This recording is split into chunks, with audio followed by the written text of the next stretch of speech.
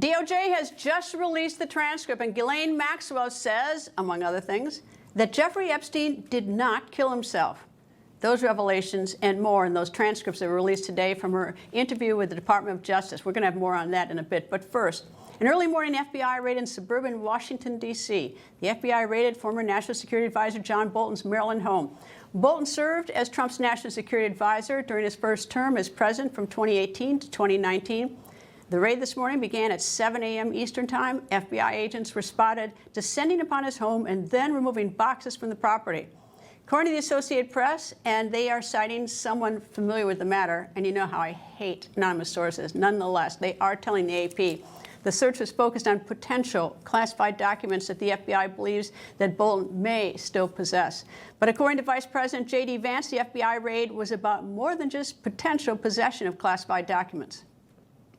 Classified documents are certainly part of it, but I think that there's a broad concern about Ambassador Bolton. They're going to look into it. And like I said, if there's no crime here, we're not going to prosecute it. If there is a crime here, of course, Ambassador Bolton will get his day in court. That's how it should be. Is Ambassador Bolton being targeted because he's a critic of President Trump? No, not at all. And in fact, if we were trying to do that, we would just throw out prosecutions willy-nilly like the Biden administration DOJ did, prosecutions that later got thrown out in court. If we bring a case, and of course we haven't done that yet, the Department of Justice has not done that yet, we are investigating Ambassador Bolton, but if they ultimately bring a case, it will be because they determine that he has broken the law.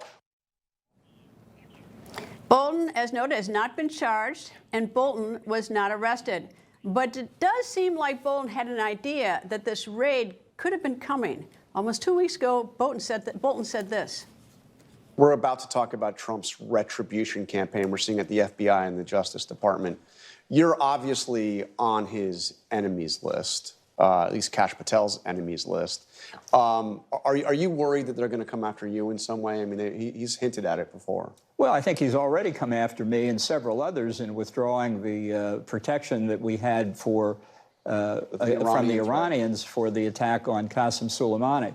So I think, and I said in the new foreword to the paperback edition of my book, I think it is a retribution presidency. This FBI raid of Bolton's home comes a little over 3 years after the FBI under President Joe Biden raided Trump's Florida estate, Mar-a-Lago. That raid was also aimed at finding classified documents.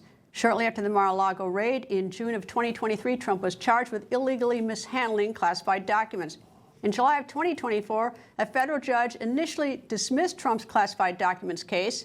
In August of 2024, the Department of Justice moved to reopen the case. Then once Trump won re-election in 2024, the special prosecutor on the case, Jack Smith, filed to drop the charges. That was one of Trump's many legal battles on the campaign trail. Here's what Bolton had to say after Trump's Mar-a-Lago estate was raided back in 2022.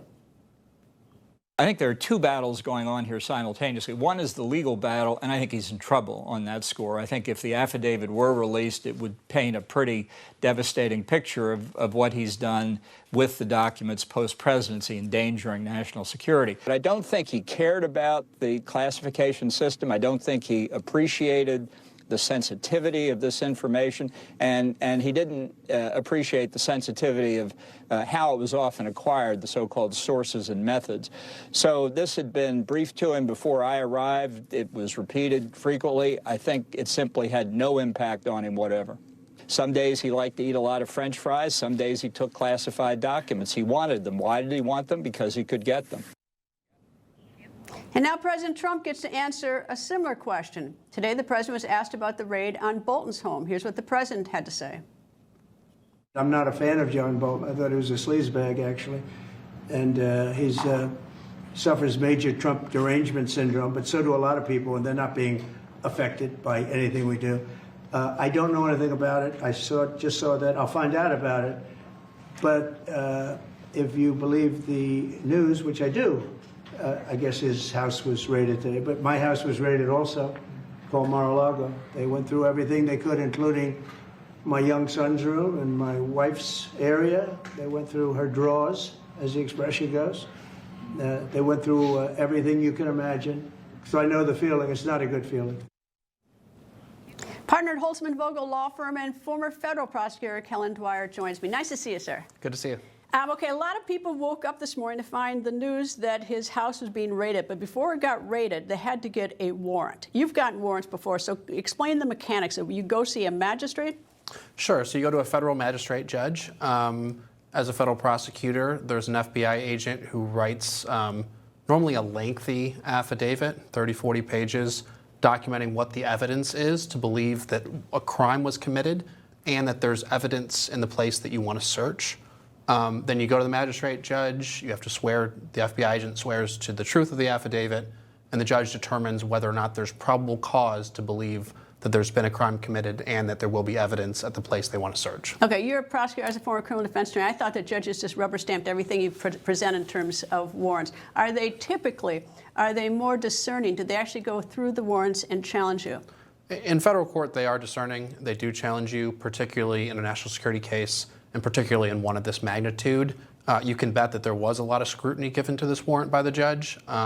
It was in Maryland. There's not a lot of Republican-appointed judges in Maryland, so likely someone who was appointed by either a Democratic president or if it was a magistrate was picked by judges who were appointed by Democratic presidents. So very unlikely you had a Trump partisan who was approving this warrant. Right. How specific would you expect that warrant to be? I assume that doesn't just say go turn the house upside down. No, it has to be specific. I mean, the Fourth Amendment requires the warrant to specify the particular things to be searched. But particularity is a relative concept, and sometimes the FBI can list a lot of different categories of information. Particularly, they're going to want to get his computers and his phones. That's where all the evidence is these days, so I'm sure that was part of it. Okay. Well, when do we get to see that affidavit in support of that arrest warrant and what was seized? Possibly never. Certainly while the case, the investigation is ongoing, the public won't be able to see it. And then even after the investigation is closed, parts of it could, if it's unsealed, it could still be heavily redacted. If he were to be charged and if he were to go to trial, would we see it? Is there any chance we'd see it before trial? There is a chance, but again, it would probably be redacted. It would be provided to the defense counsel, but not necessarily made public. The charging document, if he's ever charged with a crime, that would likely be public. I suspect that he had no idea this was coming, like, except for that that piece we played. There's no notice. No specific notice, but he should have had an idea this was coming. I mean, this has a very long history. And they carried out just boxes and boxes. Mm-hmm. That's pretty rough. I mean, they did the same thing at Mar-a-Lago. Mm-hmm.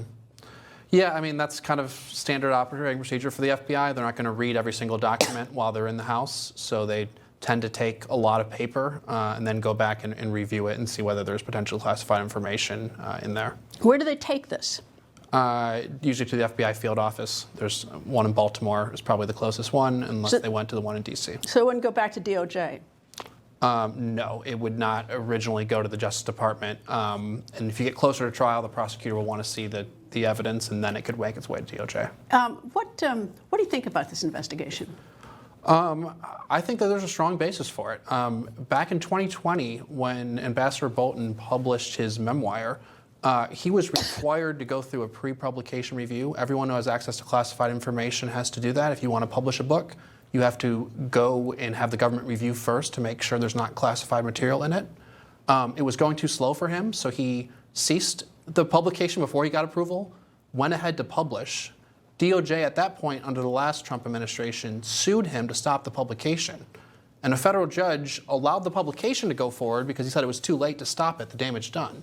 But he also said there's likely classified information in the material that Ambassador Bolton was publishing. What about the statute of limitations? It's a 10-year statute. I've heard some misreporting on this. Most federal crimes are 5-year statute of limitations, but the Espionage Act, you have 10 years to prosecute. The person who was in charge of reviewing the book to see whether it's classified documents or not said that she didn't see any more classified information, but he didn't get the official letter. Is that a defense?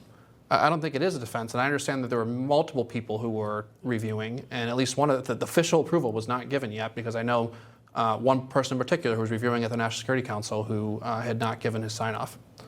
Kellen Dwyer, thank you very much. Thank you, sir.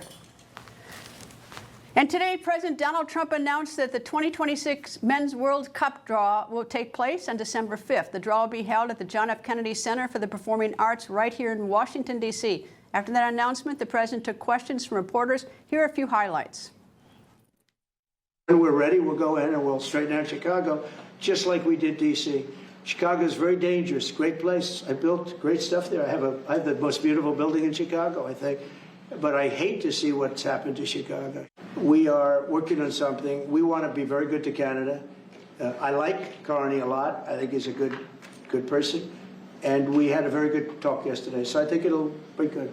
He's removing his tariffs, yeah. He's removing his retaliatory tariffs, which I thought was nice. And we're going to have another call soon. Okay. Yeah, we had a very good call. He's been very respectful of me and of our country, but not so respectful of others. But he'll, I'm going to sign this for him, but I was sent one, and I thought you'd all like to see it. That's a man named Vladimir Putin, who I believe will be coming, depending on what happens. He may be coming, and he may not, depending on what happens. We have a lot of things happening over the next couple of weeks. But I thought it was a nice picture. Political White House reporter Sophia Kai joins me. Sophia, nice to see you. The president flashing that picture of with Putin, and that he might come for the World Cup. What's the story at the White House about this? Look, I think President Trump is using the occasion of the U.S. and Mexico and Canada co-hosting this big event as a reminder that, you know, this is another ticket that he can play, another card that he can play when it comes to next year, right? I mean, think about Iran. You know, Iran has qualified for the World Cup. Will their teams be able to come? Will their fans be able to come? You know, this is Trump in the Oval Office with FIFA President Gianni Infantino, sort of reminding the world that the cards are in his hands. Yeah, as the U.S., if you know, has we ever been denied a visa for our fans or players in other countries? I don't think we ever have. We have not, no. And remember, the last time we've hosted the World Cup was in '94. When the World Cup was decided that it would be hosted in the U.S., you know, Trump didn't even think that he would be president. You know, he was in the Oval, he was with Gianni, they had met for the first time, and he said, oh, I don't know about 2026, you know, we'd love to have it. You know, I probably won't be here anymore, but he is. And he's also picked fights with Mexico and Canada, his co-hosts. And there's a number of, you know, geopolitical issues coming that he'll have to deal with in the context of being a host. I think the White House saw this raid of John Bolton coming this morning. I don't know. You know, I think they may have been given a courtesy heads up, but I don't think Trump or others had seen that coming. Do you think this is a Pam Bondi decision or a Kash Patel? Kash Patel, FBI, Pam Bondi, DOJ, or are they working in concert together? I mean, which would be probably routine. I think regardless of sort of how it came together, I think you've got MAGA allies are sort of pointing and laughing and sort of, you know, behind the scenes saying, well, he kind of sort of deserved it. So however it came together, it certainly is being read as, you know, somewhat of a warning to others who may want to criticize Trump and get on his bad side. You know, the irony, the weird thing about me watching this is two things, is that I was at Fox News for 14 years, and in my whole career, the two people who I've interviewed the most were my business expert and my foreign policy expert. And my business expert was Donald Trump, and my foreign policy was John Bolton. I mean, they were constantly on my show for a number of years. So it's sort of odd to see this. And I've also said that this whole business about classified documents, I don't know what's been seized or not seized from Bolton's, but a lot of this stuff I thought was much ado about nothing, because I never thought Hillary Clinton, Mike Pence, Vice President Biden, or Donald Trump would ever sell secrets to the Iranians. No, and I think everyone has sort of been swept up in this, right? It's sort of an easy thing to get someone on because in some cases it's just an honest mistake. Boy, I mean, I'm not understanding the seriousness of classified, but when you have the Chinese listening to all these phone calls anyway, we can't even do TikTok without the Chinese list, you know, on our phones. Is that I see this, and I say it's not to diminish. I mean, John Bolton should know better, for one thing, because there's been enough going on before him. If he was stupid enough to have stuff, that's really bad. Yeah, I mean, and I think you're absolutely right. This was the person that was Trump's right hand when it came to all things foreign policy for a while. I mean, Trump really, remember, he didn't start off inside the admin. You know, Trump waited a while to hire him. He kept on talking about wanting Bolton and you know, through North Korea, through a number of these, you know, the first time that Trump called for NATO to spend more on defense, that was John Bolton by his side. I can understand, though, it was so wicked what was done to Trump about classified documents that I can understand that in some corners, and I can say that Bolton's that it's getting payback. But Trump says he knows nothing about this. He didn't know anything about it. Sophia Kai, thank you. Coming up, Kim Jong-un, the dictator of North Korea, getting emotional? Really? That when the record continues. Be in no doubt that this is irrefutable testimony. It is a famine. The Gaza famine. It is a famine that we could have prevented if we had been allowed. Yet food stacks up at borders because of systematic obstruction by Israel. It is a famine within a few hundred meters of food in a fertile land. It is a famine that hits the most vulnerable first, each with a name, each with a story, that strips people of dignity before it strips them of life. Stark words from the United Nations aid chief, but I think he forgot to say that if Hamas surrendered, we wouldn't even be in this place. Tom Fletcher calling the crisis in Gaza the world's famine, nearly 2 years after the start of the war Hamas waged against Israelis. And today, the UN confirmed for the first time a famine in Gaza. Food supplies are critically low, pushing greater numbers of children into starvation. Fletcher calling on Prime Minister Netanyahu to end the retribution and allow aid and supplies into the Gaza Strip. He added that this is a collective moment of shame allowed to happen on all our watch. Middle East correspondent Zach Anders is in Tel Aviv, where it is 1:19 a.m. Zach? Good evening, Greta. Today we had the opportunity to go inside Gaza, and it was remarkable to see the Gaza Humanitarian Foundation, their operations in person. And considering that thousands of Gazans come to these sites every day, and they've been operating, of the last 89 days, they have distributed aid in some fashion or capacity in 86 of those 89 days. They started in mid-May. They hit their peak of delivery of aid during the 12-day war with Iran. It was impressive to see these sites and to know how few incidents there have been. Now, that said, while the GHF attests that these sites have been safe, it's the roads into these locations, which the GHF does not control, that have been deadly. Israeli forces have been documented firing along the routes and killing these aid seekers on the sometimes miles-long journeys for these Gazans to reach one of the 4 active GHF sites. Now, as we entered what is left of southern Gaza, and you'll see just how severe the destruction is in the first few clips. We came in this morning on our way to GHF site number 3. Word came out of this report released by the United Nations. They're saying some 500,000 people to the north of this location you're about to see are in an active famine in Gaza. Now, the Israelis flatly denying today and arguing that the UN is citing evidence that either doesn't exist or has been manipulated. And the GHF says that as a result of whatever is taking place politically, that no matter what, the GHF says they're prepared to scale up and feed more people, as what you're about to see. Now, as part of the conditions for our report, we agreed to blur everyone's faces for fear of Hamas targeting not just the GHF staff, but the Gazans themselves accepting this aid too. Here's what we saw in Gaza this morning. The Gaza Humanitarian Foundation, or GHF, the American contractors, are at present one of the only ways food and essential supplies enter the Gaza Strip. They distribute from within 4 sites the GHF controls. Like this one, all GHF sites are behind Israeli defensive positions. And in just a few moments, thousands of people will be taking this path to seek the aid. At 9 a.m., the site is opened. A wave of humanity washes through the barbed wire and between the pallets of goods. The GHF says this is currently the safest and most equitable way for Gazans to get free supplies. Recently, people have been crushed by aid drops from military cargo planes. Here, there's medical staff from the nonprofit Samaritan's Purse who pull aside the injured, stitching barefoot children. The mothers ask if there are any shoes available on site. The GHF admits this is not perfect, but says it is far better than the current alternatives or no food at all, and that their operations improve each day.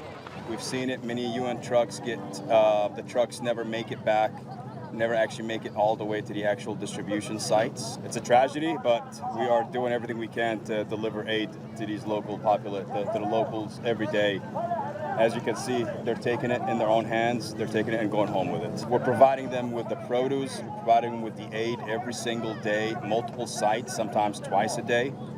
And to me, that is the best way to deliver aid into the locals' hands. What has changed at the markets? Are goods cheaper now because of this? It is still expensive, particularly flour. If one site closes for only one day, all prices for all items will skyrocket. This woman tells me, "Thank you very much for supplying it with flour. Tell them thank you for securing food for us, otherwise we would have starved," she says. And the work here hires dozens of local Palestinian staff. The GHF praises these men as integral to the operation, despite, they say, Hamas threatening them and their families. The local staff attempt to keep order within the site and any one person from hoarding supplies. And once the site is picked clean, down to the pallets themselves, they push the men out, leaving only women and children, who then can line up to receive a direct handout of essentials. This woman, overcome by the heat while waiting in line, faints at the very moment she was handed her supplies. Every single woman that's here is going to go home with something in her hands. Had it not been for receiving aid from you, lots of people would have died, this woman says. Tell him, had it not been for this site, I would have stayed hungry, she says. And as they're walking out, we understand the situation, how difficult it is. They ask us, is there going to be aid tomorrow? Are you guys going to be open tomorrow? And our answer is yes. And the relief that we see in their face is unimaginable.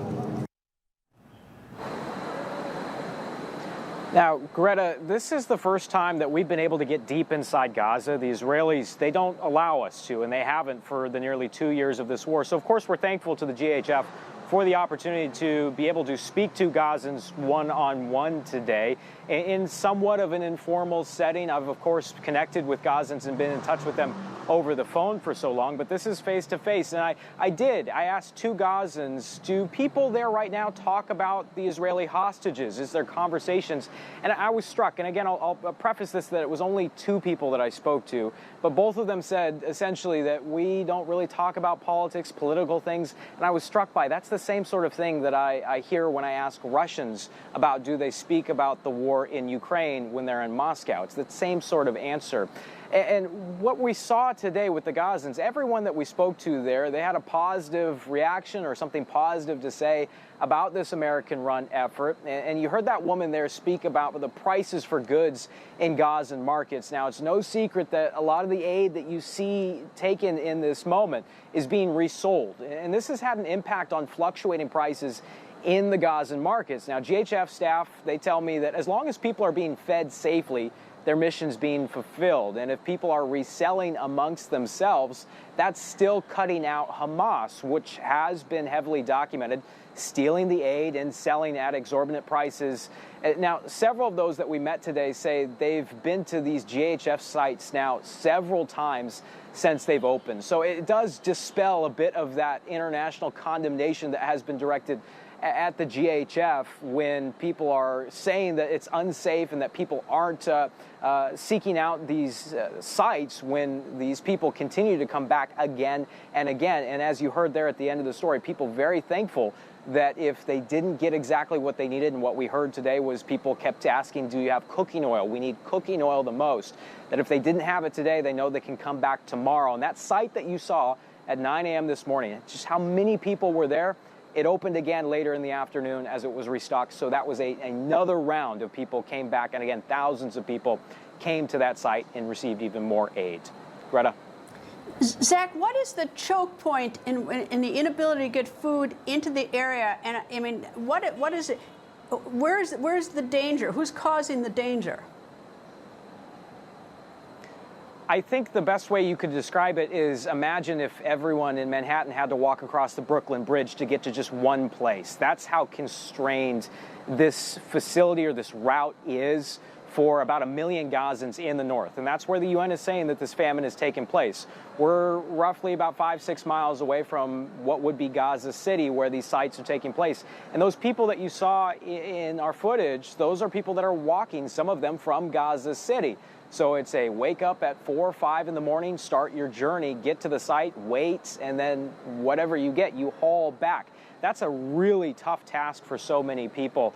There's only 4 GHF sites that are there currently. Now, if you're going to seek out this free aid, that's your only avenue. If you're going to try and find a UN truck, that's also free aid.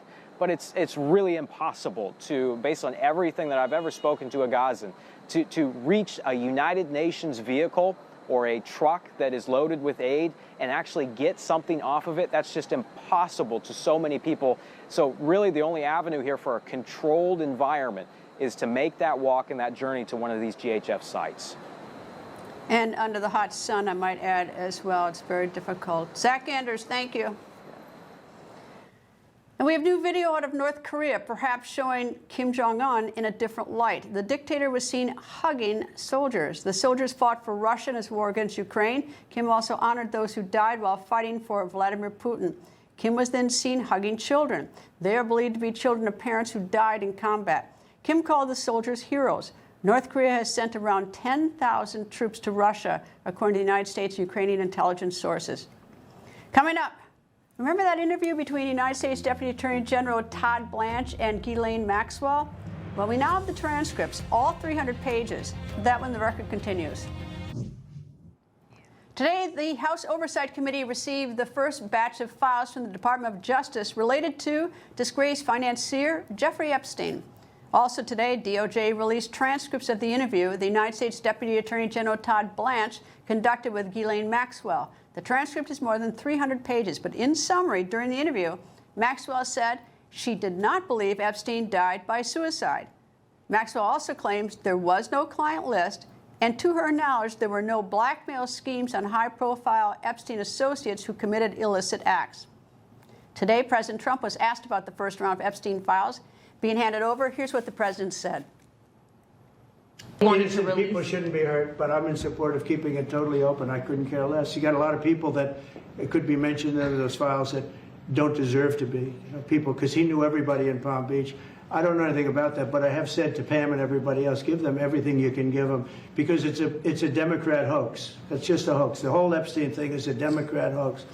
So we had the greatest 6 months, 7 months in the history of the presidency, and the Democrats don't know what to do, so they keep bringing up that stuff. But it affected them. Bill Clinton was on his plane and went to the island supposedly 28 times. I don't want to bring that up, frankly. You have Larry, whatever his name is, Summers, the head of Harvard, who was Jeffrey Epstein's best friend. Nobody ever talks about that. I mean, but I don't want to hurt Larry Summers, but he was best friends with Jeffrey Epstein. No, this is a Democratic hoax to try and get the significance of what we've done over the past 7 months. Meanwhile, Eric Menendez will not be going free anytime soon. After a 10-hour hearing yesterday, the younger Menendez was denied parole. Eric, along with his brother Lyle, has served 35 years of a life sentence. The brothers were convicted in the 1989 shotgun murder of their parents. On Thursday, Eric appeared virtually in front of the parole board, arguing for his release. He apologized for the pain he caused his family and said that he had been rehabilitated. The board disagreed with Eric. The parole board cited offenses that he had committed while in prison. The parole board added that he showed no insight into the killings of his parents, Jose and Kitty Menendez. They said Eric continued to pose an unreasonable risk to public safety. Today, the parole board is considering his brother Lyle's release. Kilmar Abrego Garcia is now free from jail as he awaits trial. In March, Abrego Garcia was deported and sent to El Salvador's Supermax prison. He was then sent back to the U.S., where he was detained again, this time on human smuggling charges. It was related to a traffic stop in Tennessee where he was speeding with 9 passengers in the car. A jail release order from a Tennessee court requires Abrego Garcia to travel directly to Maryland. That's where he is required to remain in home detention with his family. Abrego Garcia came to the United States illegally in 2011. He claims it was to escape gang violence. 8 years later, in 2019, a judge granted him protection from deportation, saying there was a risk of violence to him in El Salvador. His current smuggling trial is set for January of next year. Coming up, President Trump calls him too slow Powell. What the Fed chair did today that sent stocks rallying. That when the record continues. Do you have a mortgage, a car loan? How about a credit card? If you do, besides the fact that you are like every other American, some good news may be on the horizon. That's because it looks like interest rate cuts are coming, but we still don't know when the cuts will happen and how much rates will be lowered. President Trump, though, has long demanded a rate cut, Trump often referring to Federal Reserve Chairman Jerome Powell as too slow. Well, today, Powell spoke before economists and academics in Wyoming. In the near term, risks to inflation are tilted to the upside and risks to employment to the downside, a challenging situation.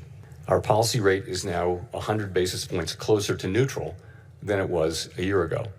And the stability of the unemployment rate and other labor market measures allows us to proceed carefully as we consider changes to our policy stance.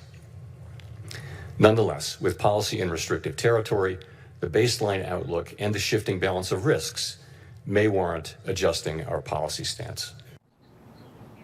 Now, despite Powell's concerns about inflation, jobs and markets soared after he spoke. Today, the Dow hit a record high. It ended the day up 1.89%. The NASDAQ also closed up 1.88%, and the S&P 500 up 1.52%.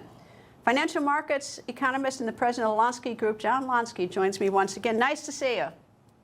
Same here, Greta. Okay, so we watched the stock market, and wow, it goes rallying high, a record high. But tell me, what difference does it make if you are a nurse, a teacher, a truck driver, looking for a job or whatever, you know, the fact that everyone's sort of celebrating that the markets have hit a high? Not much, you know, unless you have a 401k plan, there's nothing really to celebrate. After all, you know, the market is still looking for nothing deeper than a 1/4 percentage point cut by Fed funds come September 17th. And what does that mean? Well, suppose you have, you know, a credit card balance and you're paying 18% interest. So the interest rate goes down to 17.75%. That's hardly reason to pop the champagne.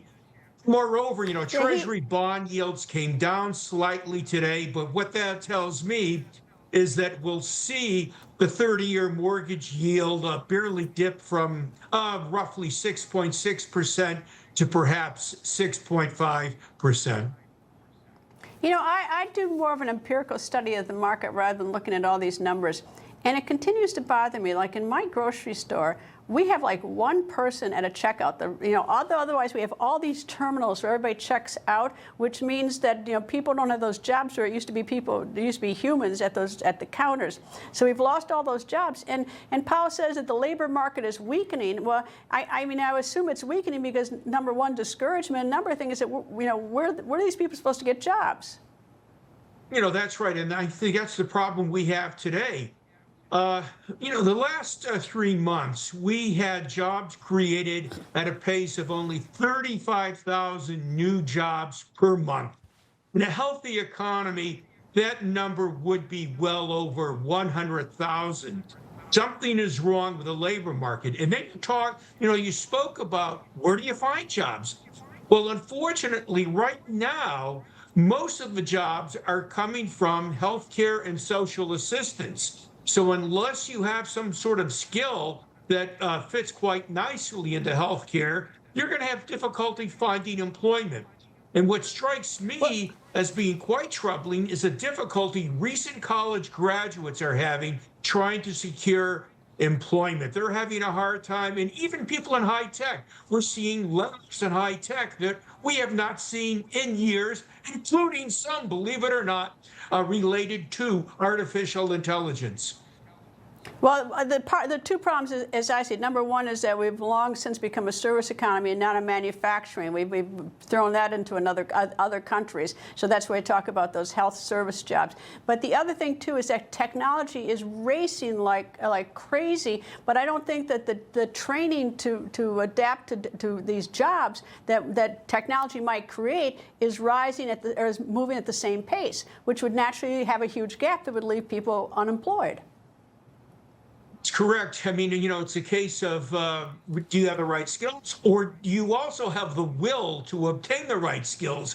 Attitude before aptitude, as far as improving your job prospects. And this has to start with education. They got to do a better job with education. Likewise, we have to have a stronger family structure. If the parents don't care, it's very difficult for a child to obtain a good education. And on the education front, we're having success in New York City with charter schools. The other schools are being left behind. We have to have the teacher unions agree to go ahead with these efforts to develop more in terms of charter schools where parents are allowed to choose the school the child goes to and what the child is going to study. John Lonsky, as always, thank you, sir. Have a great weekend. Thank you too, Greta. Enjoy. And today, a new map in Texas that will impact the makeup of the United States Congress is close to final passage. A short time ago, the Texas State Senate took up the redistrict map, which is on your screen. This comes after yesterday when the Texas State House pushed it through. You're going to remember earlier this month there was a lot of political fireworks in Texas. Democrats in the Texas House fled Texas to protest the map, and by doing so, held up its passage. The new map, if passed, would hand Republicans up to 5 more U.S. House seats. Now, a Texas plan caused California and the Democrats there to put their own plan into motion. Their redistrict map could give Democrats up to 5 more U.S. House seats from California. But California voters will need to decide that. Here's what California Governor Gavin Newsom said. This is not something 6 weeks ago that I ever imagined we would be doing. This is being done in response from Texas. This was not an organized effort. This was a reaction to an assault on our democracy in Texas. And we're going to continue to support those that are of like mind to get the vote out and to get the word about what this is all about. California will vote on the new map in November. Coming up, cash, in-laws, and a group of hitmen. We have an update on the wild true crime trial playing out right now. That one, the record continues. Well, this is a gruesome trial in Florida. Opening statements this morning in the Donna Adelson murder trial. As you remember, she is the wealthy matriarch and Florida grandmother accused of hiring hitmen to kill her former son-in-law. Adelson is charged with first-degree murder of Dan Markel. The Florida State University law professor, Markel, was murdered in 2014 in his driveway. Adelson, of course, has pleaded not guilty, which is why she's on trial. And she's the 5th person, though, to be charged in the murder of Dan Markel. 4 others have been convicted, including her son, Charlie Adelson, and his ex-girlfriend. Others convicted were the 2 hitmen who carried out the murder of the law professor. Meanwhile, the state of Florida is appealing a federal judge's order to shut down in 60 days Alligator Alcatraz. U.S. District Court Judge Kathleen Williams barred the intake of new detainees to the facility. She also ordered a stop on any new construction. Judge Williams says state and federal officials broke multiple environmental laws in their race to build a detention camp in the Florida wetlands. In the meantime, the Trump administration is moving forward with plans to open similar detention centers nationwide. That includes the Speedway Slammer in Indiana and the Cornhusker Clink in Nebraska. As an aside, those who are complaining about that prison facility in Florida, those politicians, I wish they would just take a short stop in Atlanta and look at the Fulton County Jail. It's an unconstitutional jail. It has been declared unconstitutional by a federal judge, and nothing has been done. And do I need to remind you that one of the inmates found dead was found dead with insect infestation? So Fulton County Jail, they ought to take a look at that. It hasn't been clean. Now it's going to be clean. I'm giving out a contract very soon. Susie's with me. We're going to be raising about $2 billion from Congress, and Congress is happy to do it. And we're going to wisely spend the money. We're doing it with Clark Construction. We're going to head out right from the Capitol and the White House, and if you look at a circle and go about 3 miles out, it's going to be beautiful. All those light poles, you see the poles, they're rusting, and they got different lenses on top. If you look, I mean, just looking at so many different problems. And we're going to have this place beautified within a period of 12 months. The streets are going to be retopped, not ripped up and rebuilt, and they're no good after they rebuild them because they start settling. We're going to take off the asphalt and put beautiful well-done asphalt. You know, if you have a good asphalt worker, it's the greatest thing you can have, but there aren't too many of them. But I know all the good contractors. So this place will be beautified within a period of months. That obviously was President Trump speaking earlier today about crime in D.C. and what he's doing in Washington, D.C. He was at the People's House, which is an exhibit through the history of the White House.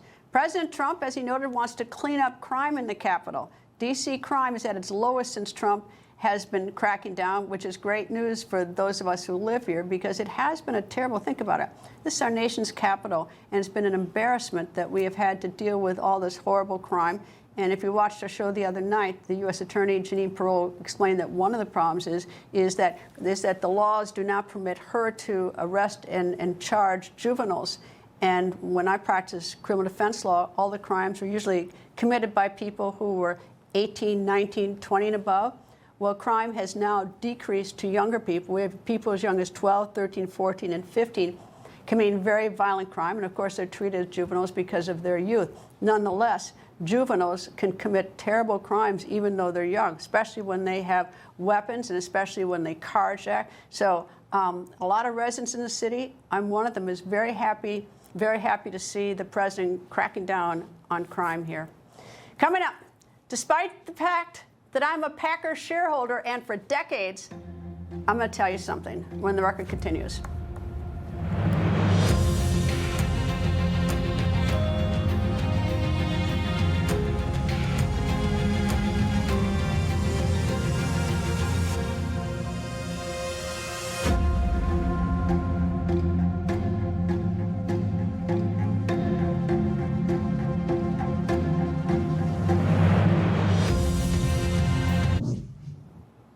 As a Packers shareholder, I am not supposed to praise anyone on the Chicago Bears team, but I can't resist this one. Backup quarterback Tyson Bagent just signed a 2-year, $10 million deal. Amazing athletes tend to make a lot of money, but this contract had some extra meaning.